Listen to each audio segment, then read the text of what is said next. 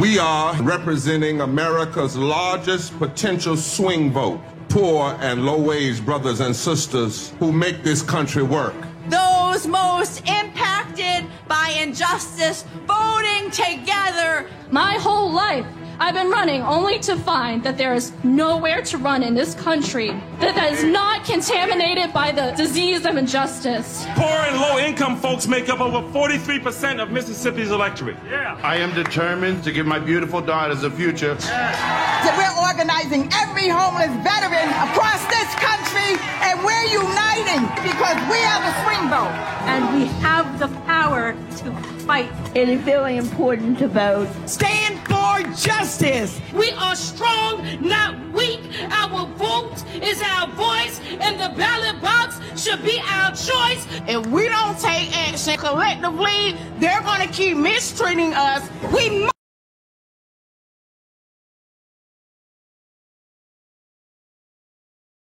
silent anymore. We saved this country. Together we can do it again. Yeah. Vote. Until one day we are one nation, under God, indivisible, with liberty and justice for all. Because together we are the swing vote.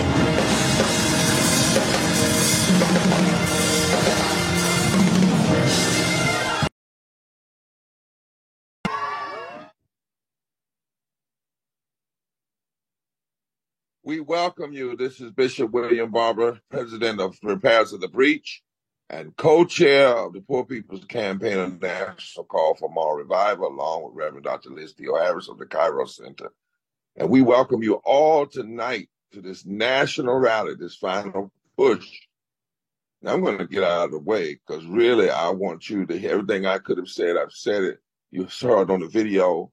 And I really want you to hear peers, persons from all over this country, faith leaders, impacted brothers and sisters who are the baddest, strongest, and I mean bad in the soul sense, most powerful, most moral leaders in the country. And they are going to be saying very clearly why you can't listen to anybody who tells you not to vote. I had someone send me a note the other day and say, when you all are pushing voting, you're taking the movement to the graveyard because social movements don't need to worry about voting. They just need to push issues. Well, that doesn't make any sense because in the fight for justice, you must have articulation, you must have agendas, you must have agitation, you must have legislation, litigation, and voter participation. And it's not just something for us now. It's something that has been fought for. And those who tell us not to vote are telling us to walk away from the wisdom and the lives and the death of all of those who came before us. And they are telling us because they're afraid. Anybody that tries to suggest that you shouldn't be involved, they either are just they're giving up or they are somebody that's undercover trying to get you to not operate in a power that you have.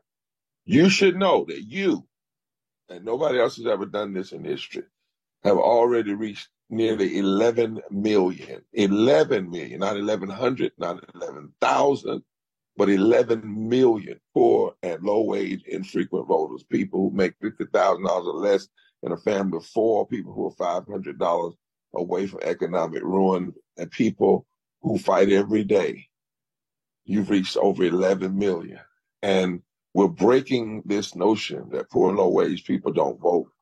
And people are responding. And they're understanding that they are not going to find the perfect candidate, but they are voting their issues and their voices.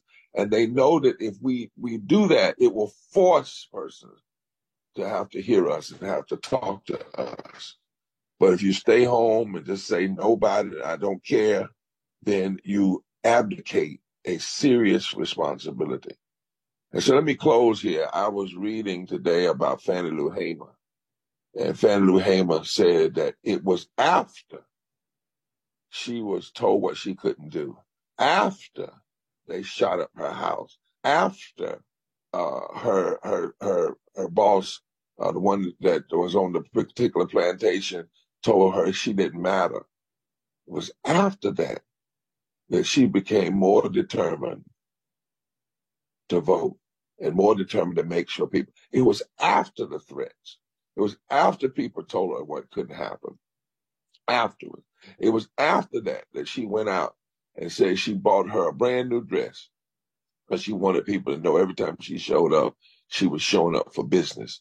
They beat her in that dress, but that same dress she wore it right onto the Democratic Convention and demanded a place at the table. It wasn't before the struggle that she decided. It was after all of the things to try to stop her. We've seen over 1,000 voter suppression styles try to stop us. We've seen, we thought we had the minimum wage raise in 2020 when we fought and got it through the House and then in the Senate, and then 8 Democrats and 49 Republicans chose to vote against 55 million people.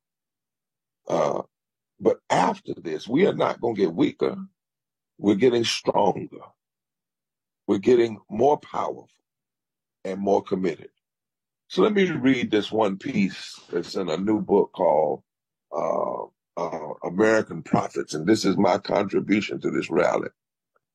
It says, the struggle to overcome the giant triplet evils of racism, excess materialism, and militarism remains arduous. It requires the radical realization that alienation from our true selves, fed and disguised by mass consumerism, leads to violence and the reduction of persons into things. Now, some say that what is needed is great contemplation. Yes, we must think. And yes, we must think deeply. But contemplation and action need to be joined, lest our activism becomes merely another form of violence and our contemplation another form of self-gratification. In other words, we can't just sit down and have great thoughts about what should be changed, and we can write well about what needs to be changed, but we don't do anything to change it. Action that is rooted in forms of violence that just increases the violence rather than increases change. They go on to say, contemplation, solitude, and simplicity are necessary to think deeply in order to become into contact with our true selves. But action is also required in identification with, solidarity with, and presence among the poor and the oppressed. And thus, we remain guilty bystanders, obsessed with our desire to satisfy kind of spiritual hedonism, no less than material hedonism. A real time may come in this moment. Change will come in this moment if it leads to urgency. Urgency. But we cannot use any excuse for inaction. Some will tell you the time has passed. The moment is over. But understand this, my brothers and sisters. The movement is not over.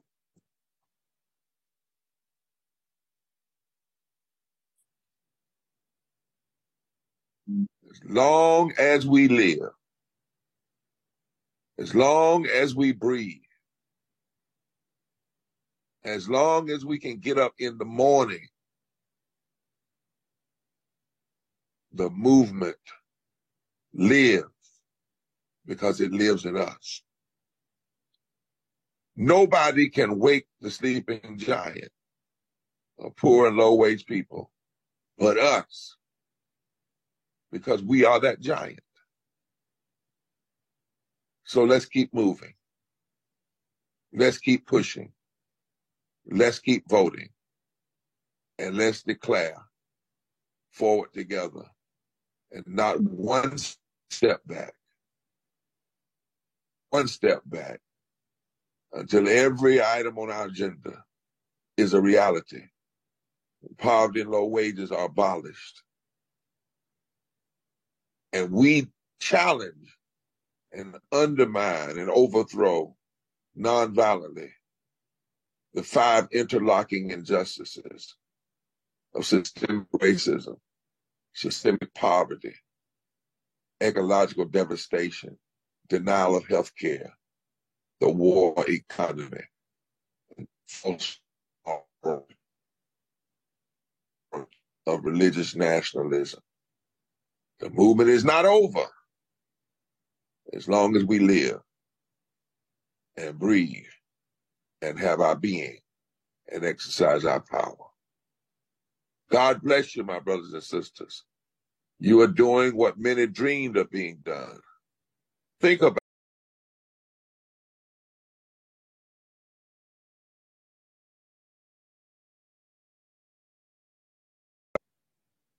in this election season and in the season beyond, because we will not stop until justice is ours. God bless you. Gracious and loving Creator who is called by so many different names, we gather today across traditions and faith, communities in the physical and virtual spaces, united in our shared commitment to justice, equality, and the sacred worth of every person. In this virtual space, we come from many paths, but we stand together in one purpose, to lift up the voices of the unheard, to inspire action, and to call forth a moral revival in our nation. God of justice, to be at work in us, to ensure that every vote is cast and every voice is counted. Empower us, O divine one who is greater than us, that connects us in humanity, with the courage to engage in this essential work of democracy, knowing that it is our right and our responsibility to care for our neighbor by participating fully in this election. From all of our different faith communities, we know that there is justice, there's love, and there's mercy. This is the 3 interconnecting themes that fall through all our faiths. May the spirit of unity, equity, and compassion be with us in this gathering and beyond. Let this be a time where we inspire, energize, and prepare to transform our world through the power of our collective vote. Together we will rise. Together we will fight for justice. Together we will create a change that honors the dignity of all people. In the spirit of justice, in the spirit of love, we pray. We say Ashe, Amen, Shalom, and Amen.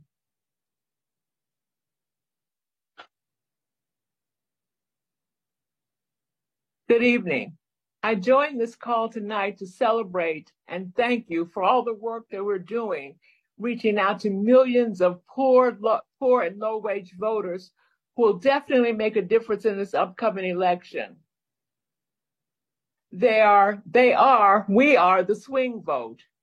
I'm also thanking you for the work that we will do in the next 15 days. It's important to us and to everything that we believe in not to let up.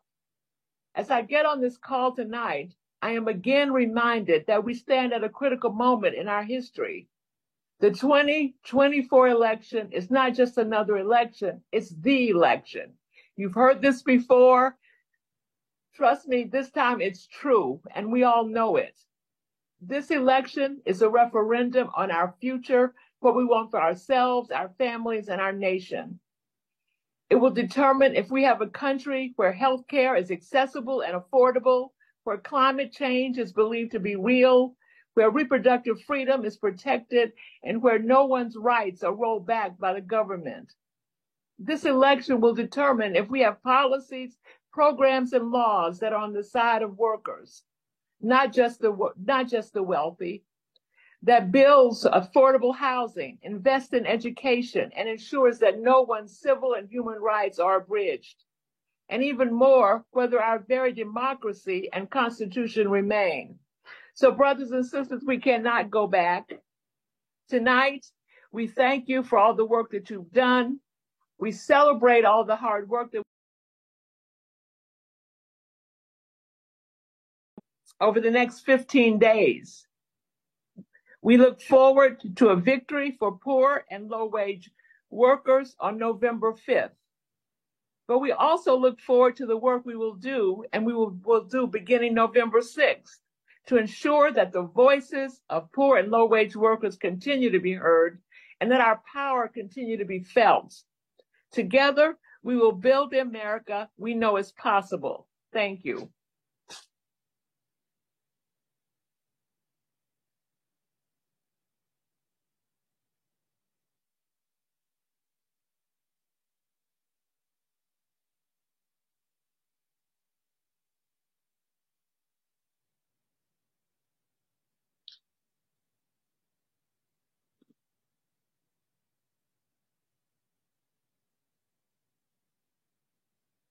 Thank you so much, Roz. Reverend Barbara, are you still with us?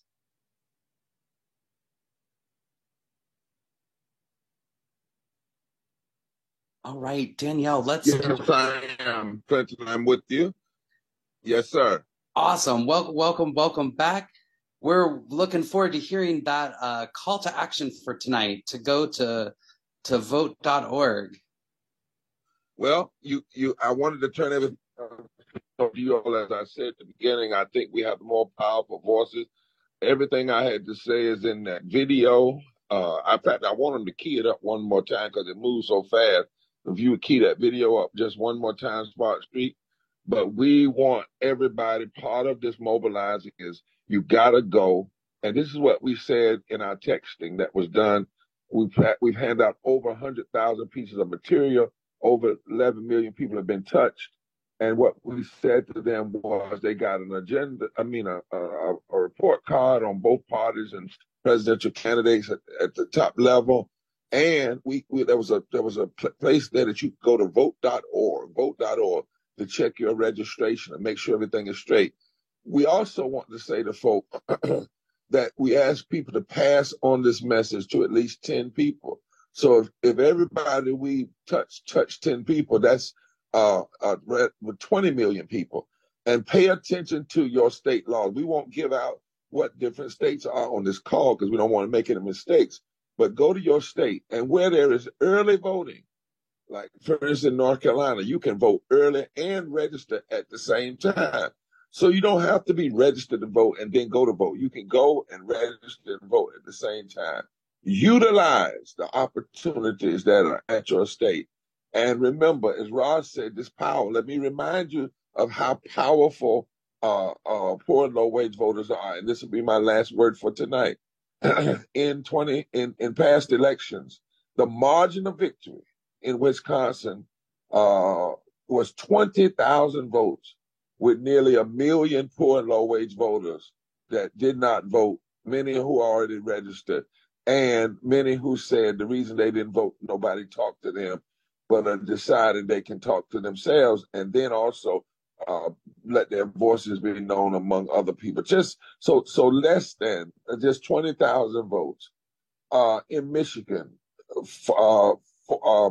10,000 votes in one of the elections the last few years. 10,000 with over 1 million people who did not vote. In Pennsylvania, 40,000 with over 1.4 million people that didn't vote. In North Carolina, 74,000 with over 1 million poor and low-wage people that didn't vote. And one of the things we were able to look at is that when you look at some of the past elections, you can literally, Clinton, add up that in about 5 states, who was determined, the Electoral College and the presidency was determined in over 5 states for somewhere under 170,000 votes. But in those same states, those same 5 states, over 5 million poor and low-wage voters did not vote or were infrequent voters. That kind of power cannot remain dormant. It has to be activated. It's a gift from God. It's a gift from the universe. It's the flip side of our struggle. In other words, there are 100 and some odd million, 40 million people who are poor and low-wage, but the flip side of that is a community of people who are united by their struggle and their suffering. And if they unite by their suffering and struggle, they can unite in their power. So go to vote.org, check your laws in your state, check your voter registration, send it to 10 other people, and let's move and massively show up on every day from now until the election day, because election is a season now. Show up every day, show up on election day, and then let's show up after election day, because we got work to do. We got a nation to shift. We've got a democracy that's worth saving, and we got to ensure that it's a democracy that lifts up all people, and that poor and low-wage brothers and sisters are at the forefront of who this democracy is, who's lifted up, and who benefits from our collective action together. Take back the mic, and tell the truth. We are representing America's largest potential swing vote, poor and low-wage brothers and sisters who make this country work. Those most impacted by injustice, voting together. My whole life, I've been running only to find that there is nowhere to run in this country that is not contaminated by the disease of injustice. Poor and low-income folks make up over 43% of Mississippi's electorate. I am determined to give my beautiful daughters a future. We're organizing every homeless veteran across this country, and we're uniting because we are the swing vote. And we have the power to fight. It is very important to vote. Stand for justice. We are strong, not weak. Our vote is our voice, and the ballot box should be our choice. If we don't take action collectively, they're going to keep mistreating us. We must get out and vote. We are the swing vote, and we will determine every electoral contest. We won't be silent anymore. We saved this country. Together we can do it again. Vote! Until one day, we are one nation, under God, indivisible, with liberty and justice for all. Because together we are the swing vote.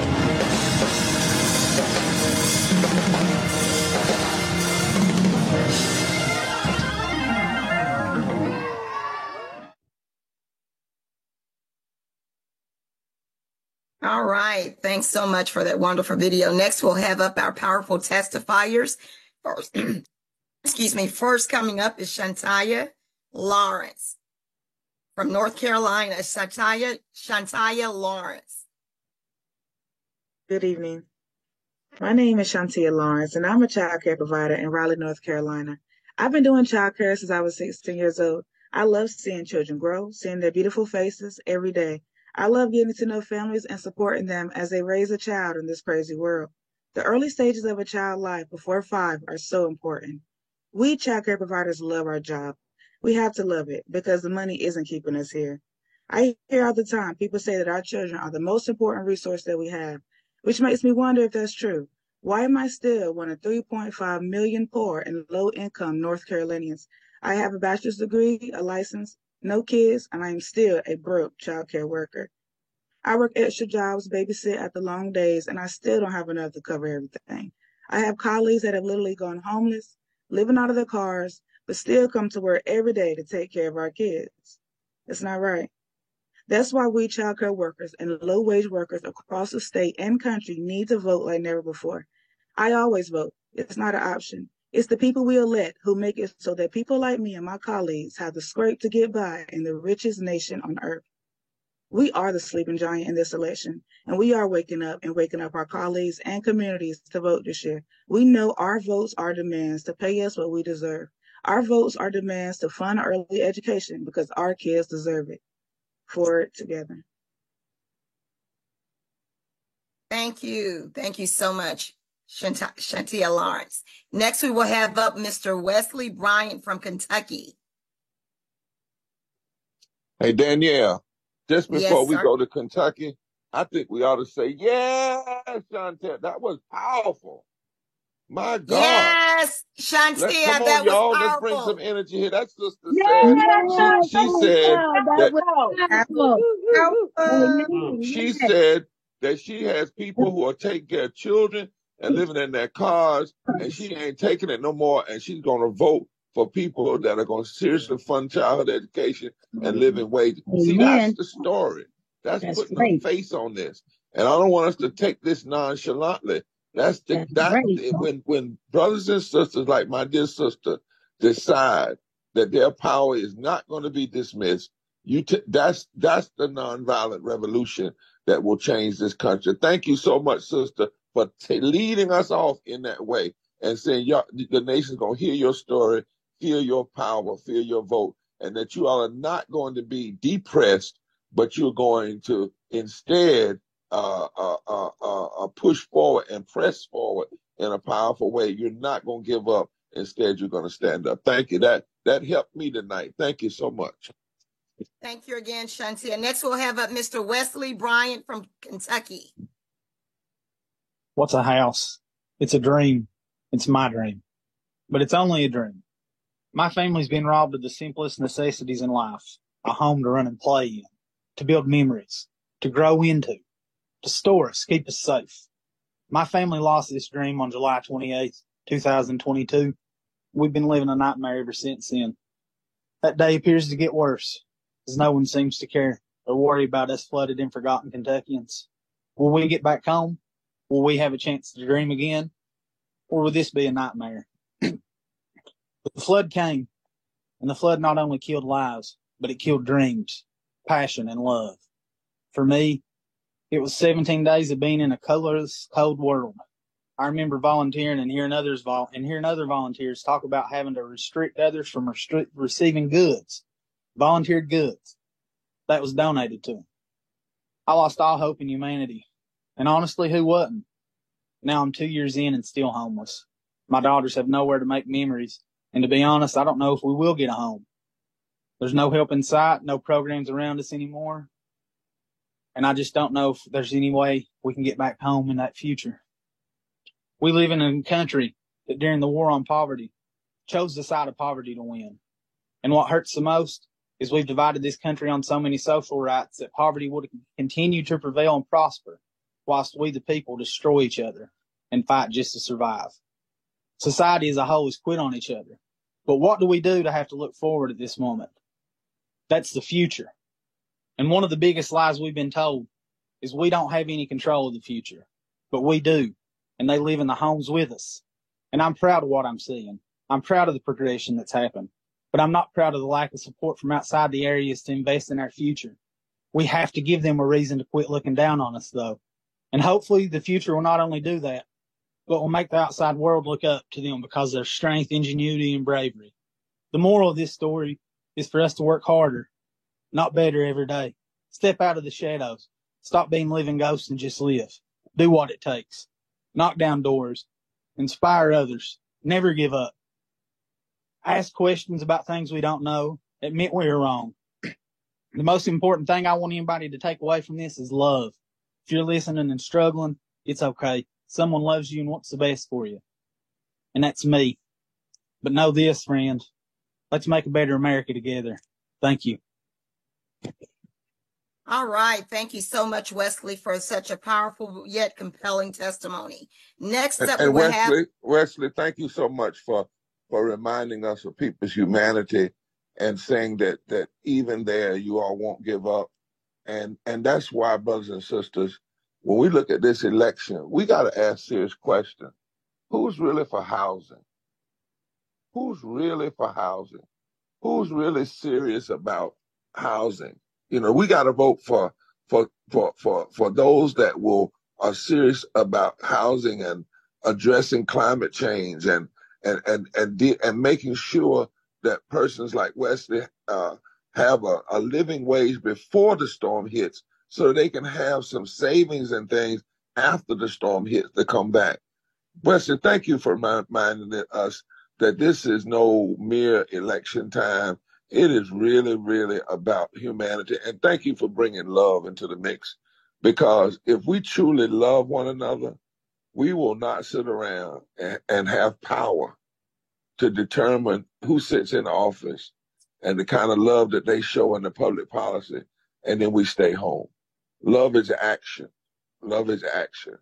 And let's take action and use the power that we have for transformation. Thank you so much, Daniel. I may cut in from time to time, but I'm just being so moved by these testimonies. Thank you so much, Bishop. Next up, we'll have Rabbi Michael Pollack.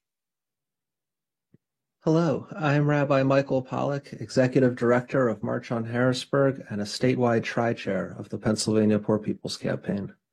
We live in strange times of chaos and suffering, poverty, racism, ecological devastation, the war economy, the denial of health care, and the distorted moral narrative of Christo-fascist white supremacy are killing our people, and it's gone on far too long. Voting is an act of speaking, of using our voice. Elections are how we communicate and speak as a society to decide our elected officials. The right and obligation to communicate and speak is inherent to every one of us. It is based on the reality of our own humanity, and it is endowed by our own Creator. We need to use our vote and our voice and vote. We live in times when our vote and voice is competing with the voice of big money. Right now, billionaires are in my state of Pennsylvania, blanketing the airwaves and mailboxes with lies and divide and conquer nonsense, telling us to blame our poor, different neighbors. Billionaires are here right now handing out literal million-dollar checks. And in the distorted moral narrative of our times, billionaires and corporations spending unlimited amount of money on elections is speech. Money talks is the law of the land. And our public officials have created this biblical level idolatry. It says in Psalm 115, their idols are silver and gold. They have mouths but cannot speak. We know the lies that big money spews are hollow, and we can't let it win and turn us against our neighbors. We know that they use this money to harden our hearts and turn us against each other. And we know it isn't true and it isn't sacred, real speech. Our vote is an important and sacred part of our voice, and we must use it and amplify our voice. And we must use the rest of our voice beyond Election Day. We need to vote, we need to keep organizing, developing leaders, and speaking justice into existence every day of every year.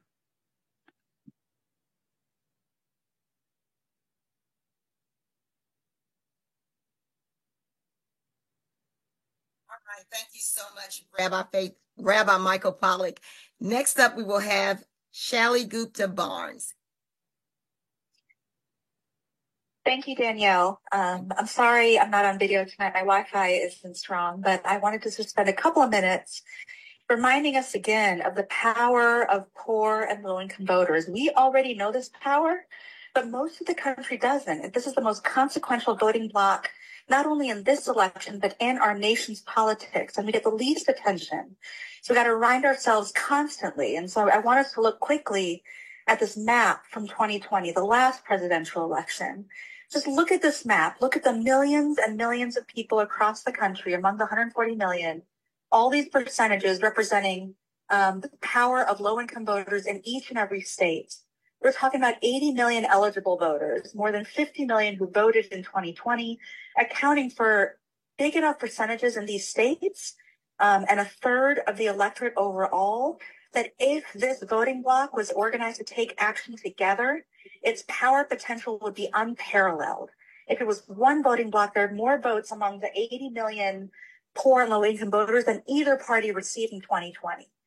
And so people are taking notice because the stakes are so high. As we've heard on this call, as we know in our lives, not only in this election season, but for the years ahead of us, this new and unsettling force, this swing vote, this block of poor and low-income voters must be organized to save the heart and soul of our democracy. And if we can begin to flex this political might, maybe, just maybe, we can move this country in a different direction, not just starting November 5th, but starting in all the days leading up to November 5th and on November 6th and throughout 2025 and 2026 until we realize the nation we were meant to be.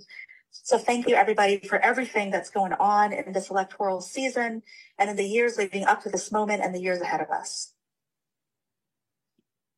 That's right, Charlie. We have amazing power as the swing vote in this country of poor and low income, infrequent voters. And up next from the state of West Virginia, we have Pam Garrison. Thank you. I'm tri-chair of the West Virginia Poor People's Campaign. I've been with the Poor People's Campaign for about 5 years because I believe in us. That's why, not no organization, not a politician. I believe in us, the marginalized, the low income voters, the moral people. I believe that all of us coming together for freedom and justice for all. West Virginia is one of the states, one of the poorest states in the nation. 656,860 poor, low-income voters and 85 million across the nation. We account for 1/3 of the electorate. Last presidential election, we engaged in mass voter registration simultaneously across the nation and texted millions of people. This election, we're having mass simultaneous canvassing across the nation, reaching out to low propensity voters and texting millions more. We are making our voice and our demands heard. We proved through COVID when policies are implemented for the greater good of the country to relieve some critical problems. A tax credit to help low-income people with children. Child poverty was cut in half. Expanding Medicaid helped people that can't afford insurance get medical help. Expanding SNAP helps seniors that have to choose between medicine or electricity or food. They try to convince the public that we can't afford to fix our problems because it might upset the rich from getting richer. So they let the policies expire. Our kids went back into poverty. People went back to the emergency room for medical treatment. Our seniors went back to doing without. If we want a government for the people, by the people have to engage. They have to participate. That is our job. That is our duty. By voting, because we are the swing vote. Thank you. That's right, Pam. That's right. That is our job. That is our duty. We are the swing vote. Up next, we have Linnell from Maryland.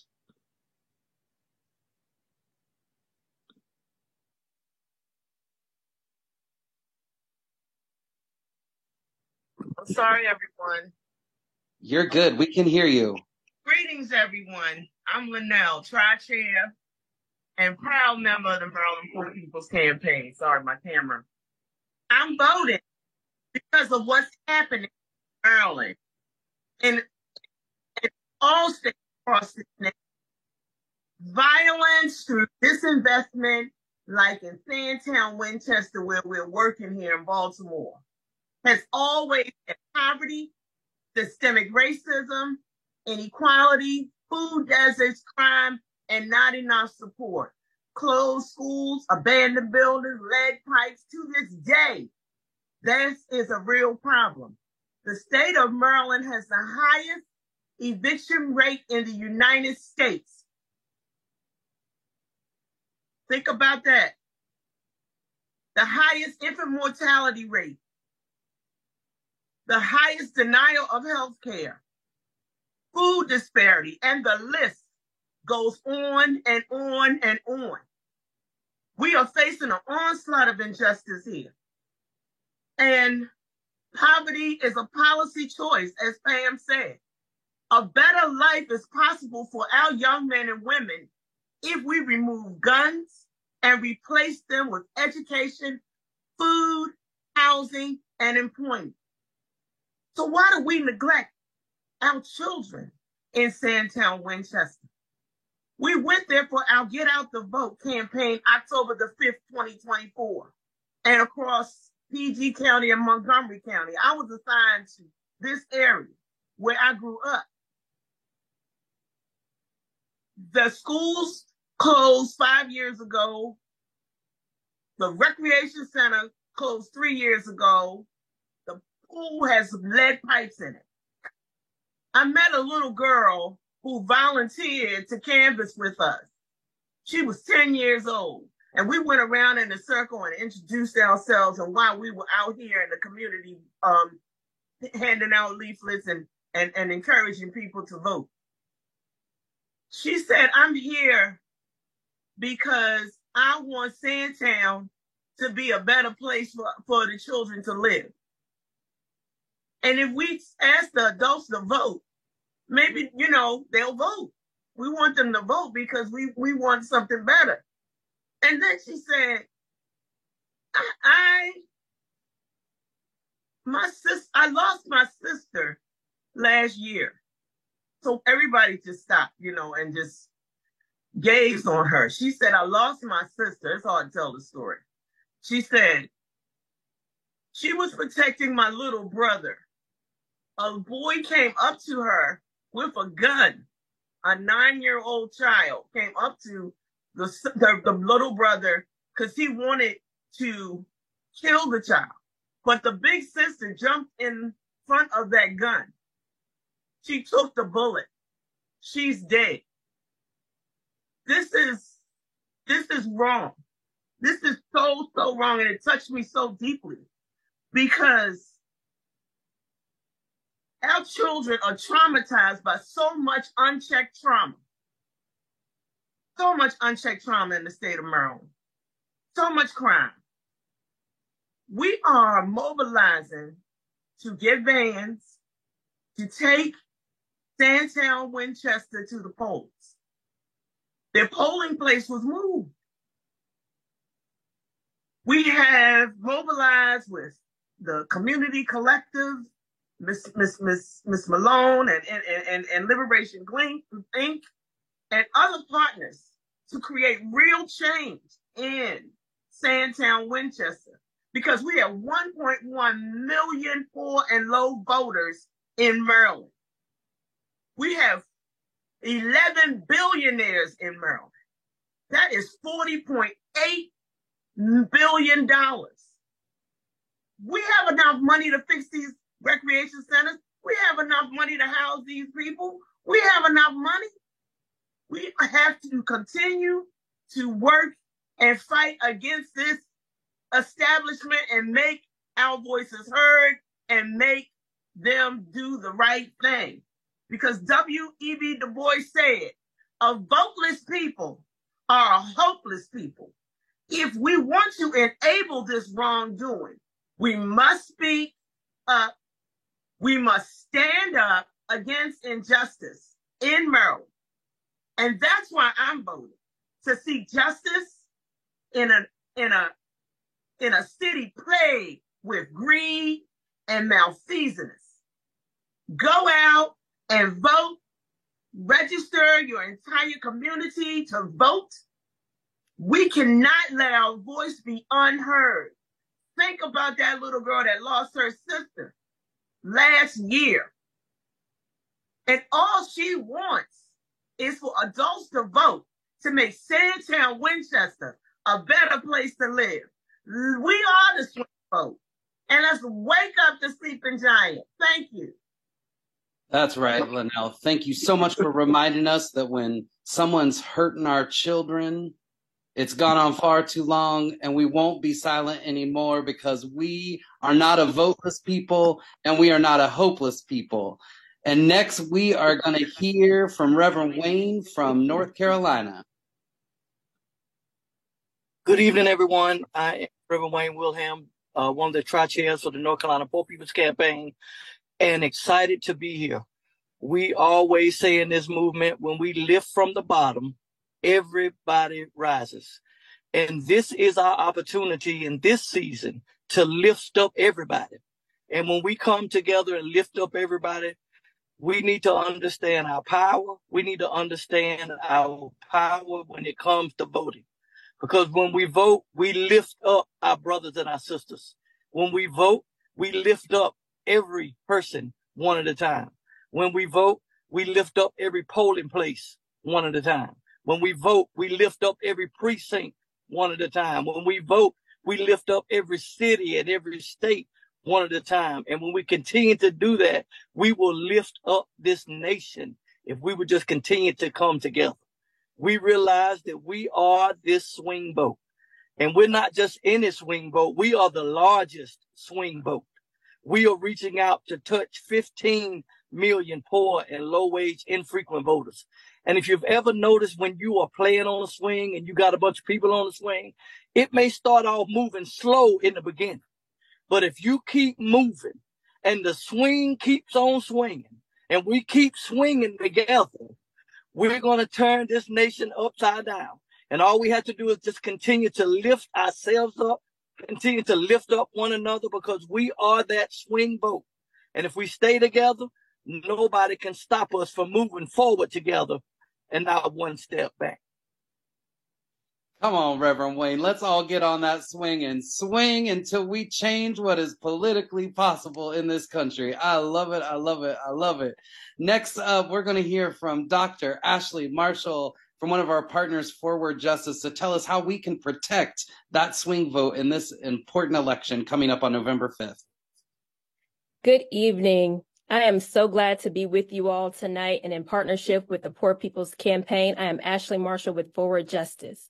As you lead the Get Out the Vote efforts to wake the sleeping giant of this nation's largest potential swing state, our partnership makes it known nationwide that we are also committed to ensuring that every eligible vote counts and that no poor or low-wage voter is denied access to the ballot in this election.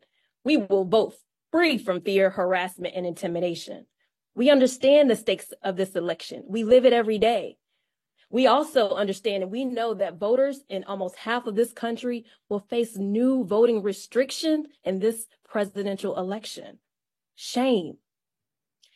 In our joint partnership, Forward Justice, NAACP Legal Defense Fund, and Lawyers Committee for Civil Rights and Poor People's Campaign are promoting the nonpartisan election protection hotline, 866 Our Vote.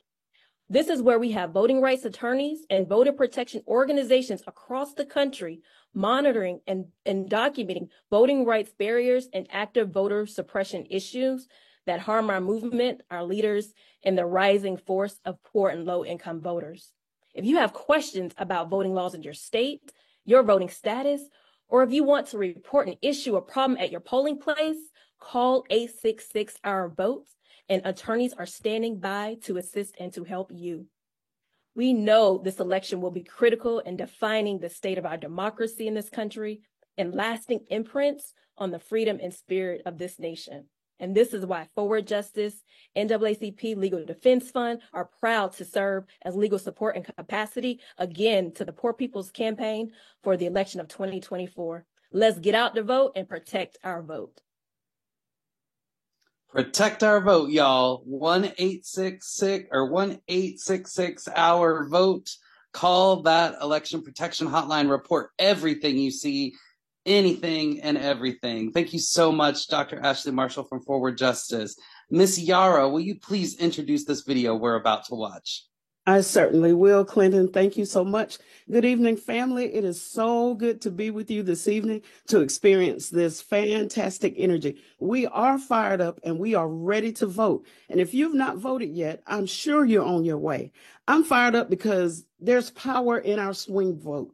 I'm also fired up because there's blood on my right to vote. And today I can walk boldly into that voting booth and make my voice heard. You know, it was the incomparable Ms. Nina Simone, singer, songwriter, activist, and musician, I'm sure you know her, who said, an artist's duty, as far as I'm concerned, is to reflect the times. And so I'm excited to announce that across this country, there are artists who are singing and playing beautiful and powerful social justice music. They're creating interpretive dance and, as it goes in the world of poetry, spitting the truth through spoken word. So let's hear now from one such spoken word artist from Raleigh, North Carolina, Miss Patrina Bryant, known artistically as Trina Thoughts.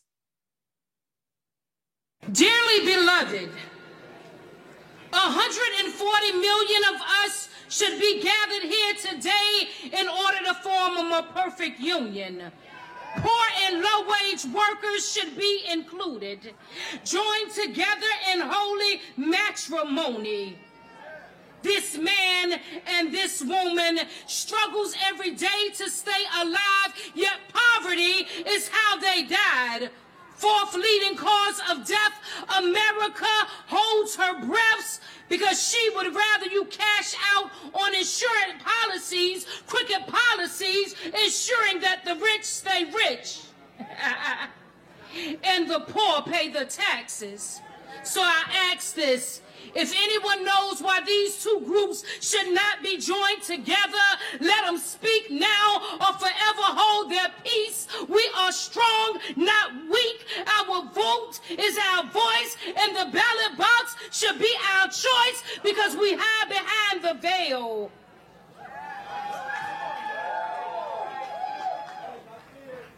Of legislation using laws to suppress voters' registration. Well, the blushing bride has arrived, and we will lift from the bottom and rise like a phoenix in Arizona skies. Set fire on Alaskan snow and demand that you give the natives back their land. In this land of the free, home of the brave, we are the grandchildren of former slaves. We are the free men of free men. Their all is what they gave. So why? Why are veterans on the street? No housing and bags for something to eat. Whole signs that say, God bless, but in the U.S., there are 5 vacant homes for everyone that's homeless, and then the city rezones our home and take what grandparents left. Gentrification moves in, but then don't want to live next door to the poor. And Congress turns around and spends $20 trillion on war, but cuts the budget for you to house me. And me must make 3 times the rent in order to rent, but the current rent is $2,000 monthly. And the average person, when they die, needs a GoFundMe. Same as politicians asking to go fund me, yet the poor's are accused of handouts. As you hand out the scraps to the ones that put you in office, but watch this, we about to swing low and ride that chariot to the polls. We're coming forth to carry us home because the swing vote swings in our favor. So boom! To keep this marriage together, somehow it doesn't matter, we vow to have and to hold from this day forward, for richer, for poor, for better, for worse, in sickness and in health, to death do us part. Do you promise to vote and do your part? I do. Get ready. We're ready. We're ready to make our mark. We are the swing vote. We are the swing vote.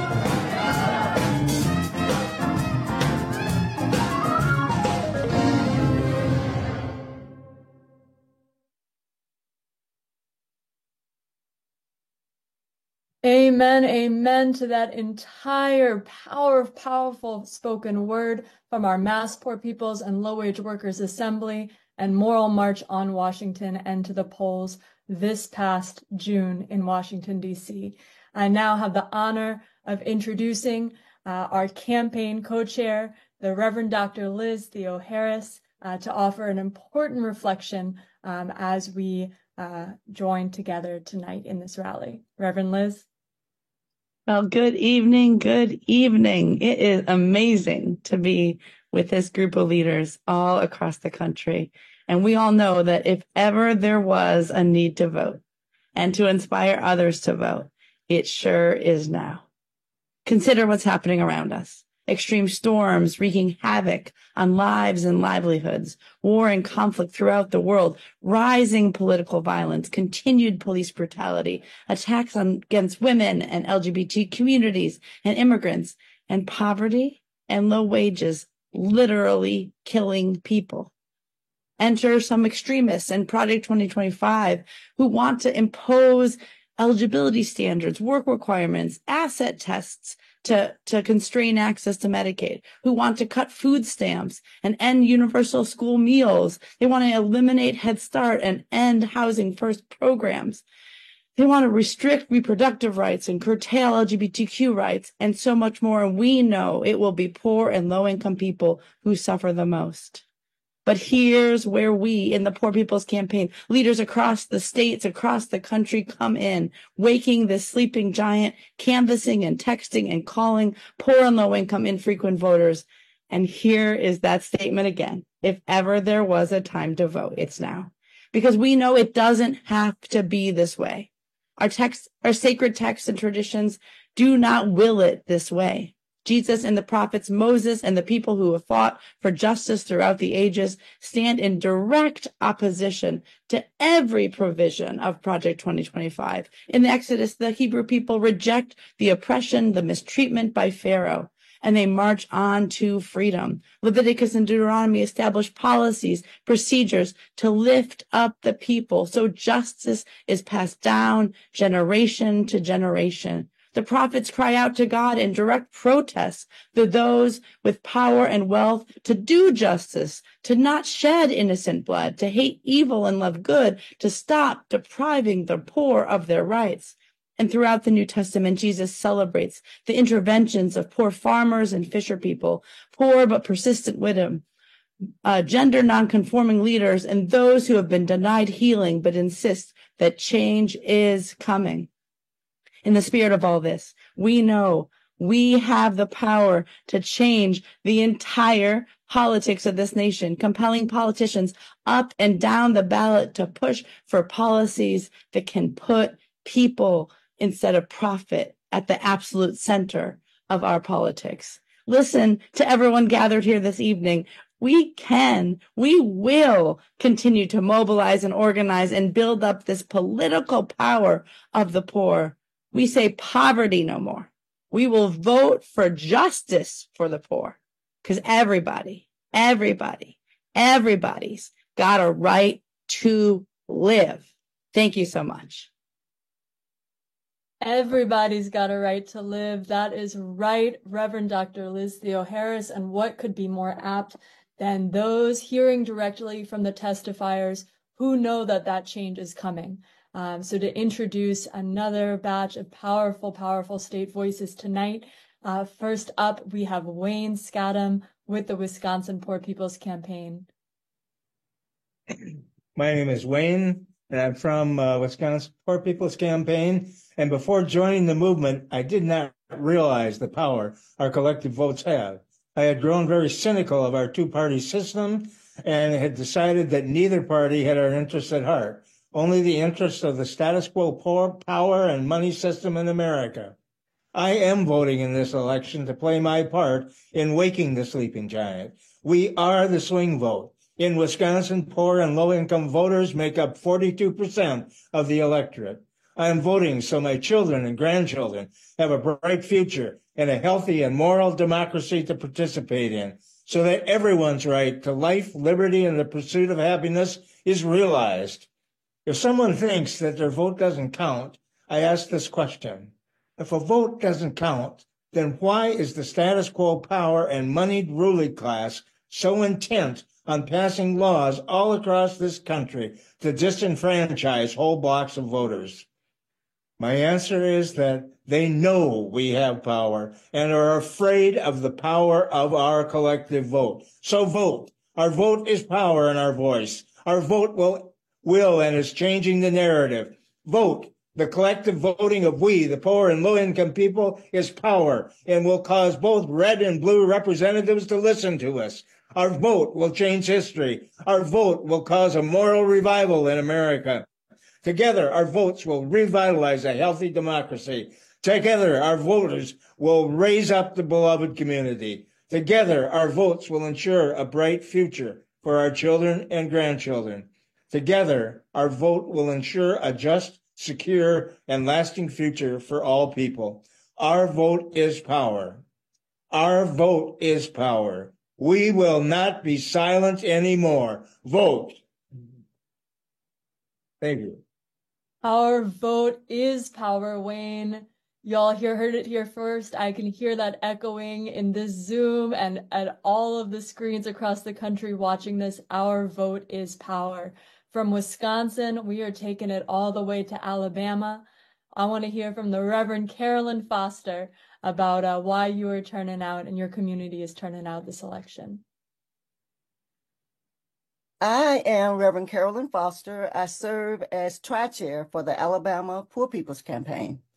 I live, work, and serve in Birmingham, Alabama.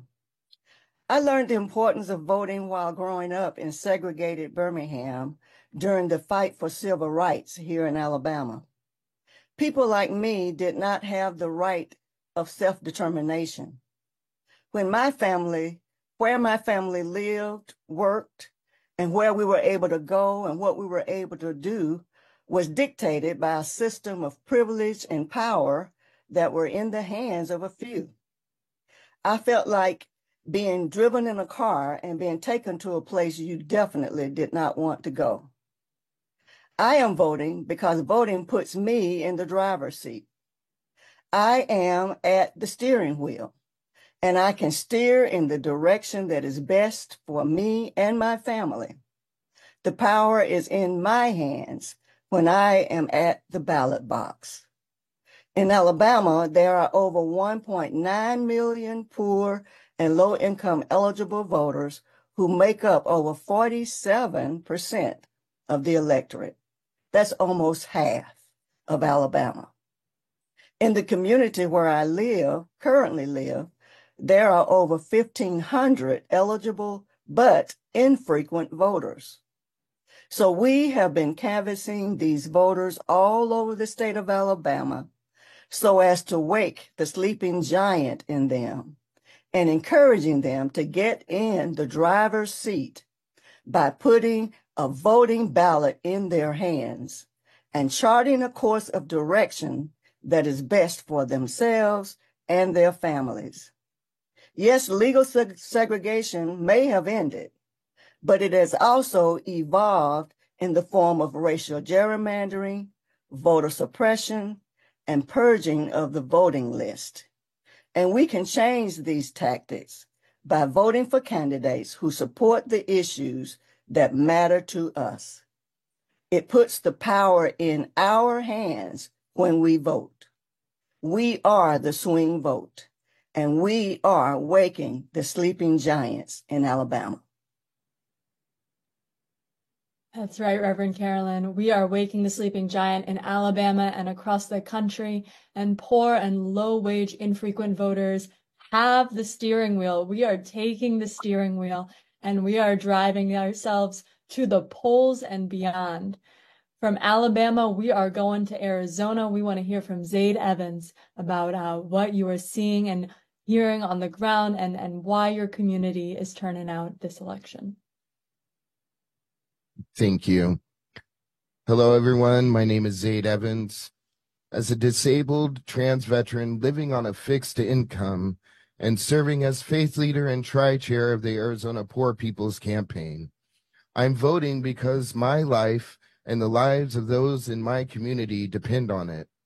We live in a state where healthcare access, housing insecurity, the basic dignity of human rights, and environmental protections are constantly under threat. The people I serve, many of whom are poor and low-wage workers, know this struggle firsthand. They feel silenced and invisible in a system designed to keep them marginalized. Personally, as a trans man and faith leader, this election cycle has been harrowing as anti-trans ads and policies specifically target my community. I feel exiled on so many levels, especially geographically. Earlier this spring, my wife and I were just 2 weeks away from listing our home in Arizona to move back to Oklahoma to help my sister care for our aging mother and be closer to my extended family and friends. But anti-trans legislation passed in Oklahoma, making it impossible for me to live into my divine createdness. In this experience of exile, I see myself in the exiled people of Israel, as described in the 56th chapter of Isaiah, where God declares God's house to be a house of people for all people, extending love and welcome to everyone, for we know that we are all created in God's image. I vote to put an end to policy violence that puts marginalized communities like mine in the crosshairs of hate-fueled lies that impact real lives and families. And I'm voting so that my wife of 27 years, an oncology nurse working beyond retirement age, can finally retire without the burden of student debt that has remained unchanged for more than 20 years, despite risking her life on the front lines throughout the pandemic. I'm calling on every poor and low-wage voter to stand with me and use the power we collectively hold at the ballot box. The nearly 3 million poor and low-income people in Arizona have the power to decide this election, but we cannot stay home. Our vote declares that we are still here and we matter. I have not given up on this democracy because when we rise together, we make it clear that no decision about us can be made without us. This is about our lives, our futures, and the moral revival of the democracy that must work for everyone. My voice is my vote, an act of faith that, like the persistence of the Canaanite woman in Matthew 15, who transforms the collective imagination, insists on our shared humanity, and calls us all to help bend the long moral arc of the universe toward justice. Thank you so much, Zaid, for that powerful, powerful testimony. Everyone across this country needs to know where you are and where you are voting and why you are not able to be in this other place that you want to be. And it is exactly because of immoral policies and policy violence. Thank you for letting us know why you are turning out to vote. And finally, our last state speaker, we have Julissa Morales from the Pennsylvania Poor People's Campaign. Julissa. Good evening, everyone. Thank you. As mentioned, my name is Julissa Morales with MILPA, which is the Movement of Immigrant Leaders of Pennsylvania. We're a network of families across the state that fight for the human rights of all, regardless of their immigration status. We're a part of the Pennsylvania Poor People's Campaign Coordinating Committee, and excited to be here with you all. Our right to vote is one of the most powerful tools we have in our democracy. It's not about supporting a candidate or a party. Our vote is not our support, but it's our demands. It's how we express what we need as a society, what we expect from our elected officials, and how we want to shape our future. This is about collective power. The poor and working class communities make up the largest, most powerful voting bloc in this country. If we unite, if we stand together across all lines of division, we can become an unstoppable force for change. Just this past weekend, MILPA, along with Put People First and ACT UP and other organizations, came together in our local neighborhoods, knocking on doors collectively to discuss the struggles they face and what our legislative priorities are in Pennsylvania. Too often, we're told that our voices don't matter or that the system is too broken to fix. But that's exactly why we need to show up at the polls. Our votes have the power to challenge the status quo, to demand policies that work and that support our working families. Voting is a way for us to make sure all our voices are heard. We have to make sure to come across all lines of division to make sure and ensure that all are being treated with equal human rights. Now more than ever, it's essential that we exercise our right to vote, especially if you live in Pennsylvania and you haven't registered yet. Today is the deadline. You have until midnight, so a couple hours. Please make sure you are an eligible voter and don't miss your chance. It only takes a couple minutes. Together, we can shape a future that works for all of us and not just the top 1%. So let's use our power, Pennsylvanians, to register today. Let's all vote November 5th and organize, organize, organize. That's right. Let's organize, organize, organize, and mobilize, mobilize, mobilize to swing that vote, to swing the election across this entire country. Up next, we're going to do a state roll call so that everyone watching this live stream can see the power of this movement. Our leaders calling in from all over the state, telling us that they are the swing vote. So Alabama, are you in the house tonight? Alabama is definitely in the house, and we are the swing vote. Amazing. Georgia, are you here tonight?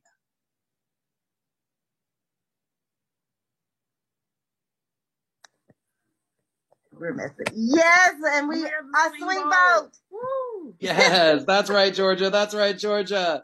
Florida, are you here tonight? How about Ohio? Ohio, are you here with us? Go, go, go! Ohio! We are the swing vote! That's right, Lou. That's right. We are the swing vote. Kentucky, are you with us tonight? We are that swing vote! Thank you so much, Mary. We also are in Nevada, but Arizona, are you with us? We are, and we are the swing vote. Amazing. Michigan, are you with us tonight? Michigan in the house, and we are the swing vote. Mississippi, are you in the house tonight? We are the swing vote! That's right, Tamika. North Carolina, are you in the house tonight? North Carolina, we in the house, and we are the swing vote. Yes. Pennsylvania. We are the swing vote. South Carolina.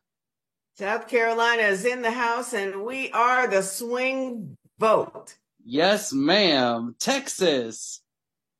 Texas is here, and we are the swing vote. Amazing. We got a full house down there in Texas. West Virginia, are we in the house? Yes, West Virginia is here, and we are the swing vote. Amazing. Wisconsin.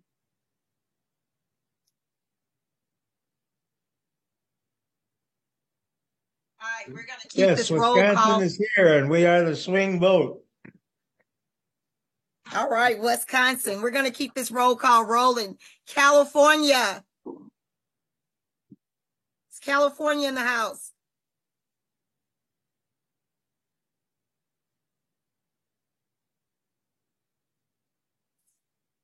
California's trying to come off mute. California is in the house, and we are the swing vote. Yes, thanks, California. Delaware. Is Delaware in the house tonight? Oh, yes, we are here, and we've been hustling as best we know how. We are the swing vote in less than 1 million members in our population, and 45% of them are low-income, infrequent voters. We're working our little tails off. We're here. We're the swing vote. Thank you, Delaware. Thank you. Illinois. Is Illinois in the house tonight? Illinois is here, and we are the swing vote. Yes. Indiana. Indiana is the swing vote. Yes. Come through, Indiana. Kansas. Kansas is here, and we are the swing vote. Come on, Kansas. All right. Louisiana. Maine. Maine is here, and we are the swing vote. Great. Maryland. Is Maryland in the house tonight? Yes, and we are the swing vote. Great. Massachusetts. Where is Massachusetts tonight? Yes, we are here, and we are the swing vote. Come through, Massachusetts. Minnesota, where are you? Is Minnesota in the house tonight? Minnesota is here in spirit, Danielle. They are certainly the swing vote. Yes. And just to round us out, Missouri, are you in the house? Missouri's in the house, and we are the swing vote. You sure are. How about Nebraska? Nebraska's in the house, and we are the swing vote. Amen. New Jersey. New Jersey's in the house, and we don't like to gloat, but we are the swing vote. That's right, New Jersey. Sending it over to New York. New York is in the house, and we are the swing vote. Amen. And Oklahoma. Oklahoma is here, and we are the swing vote. You are the swing vote, Oklahoma. And so is Oregon. What about Rhode Island? Rhode Island is here, and we are the swing vote. That's right, Pamela. And how about Tennessee? Tennessee, the volunteer state, is the swing vote. Yes, you are, Tennessee, and so is Utah. How about Vermont? Vermont is here, and we are the swing vote.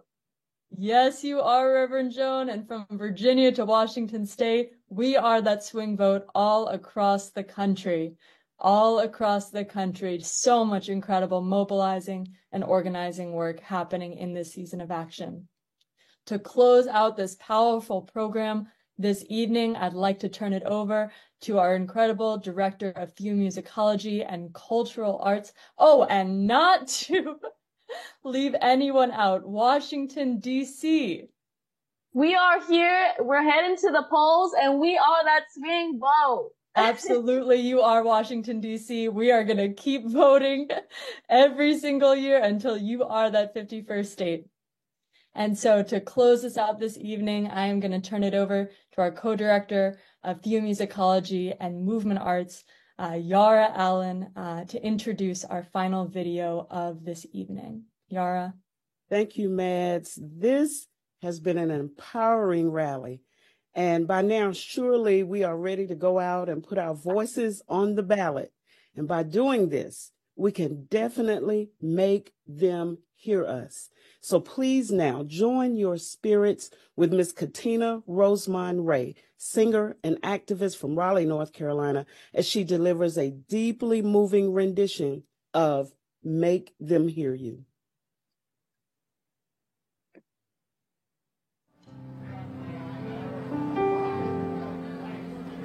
Go out and tell our story. Let it echo far and wide. Make them hear you.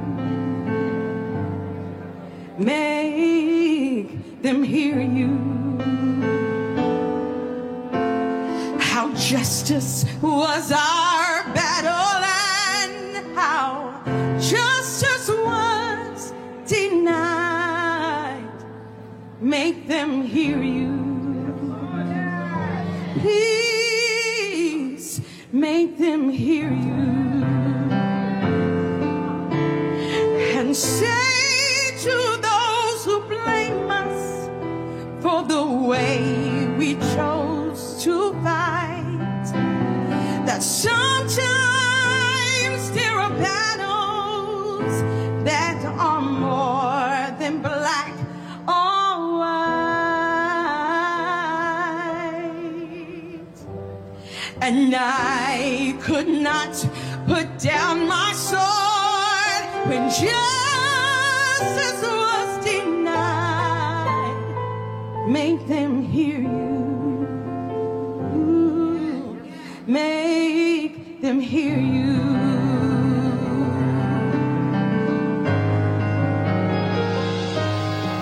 Go out and tell the story to your daughters and your sons. Make them hear you. Please make them hear you. And tell them in their struggles they were not the only one. Make them hear you. Make them hear you. Your sword could be your sermon on the power of it. Teach every child to raise their voice, and then, my brother,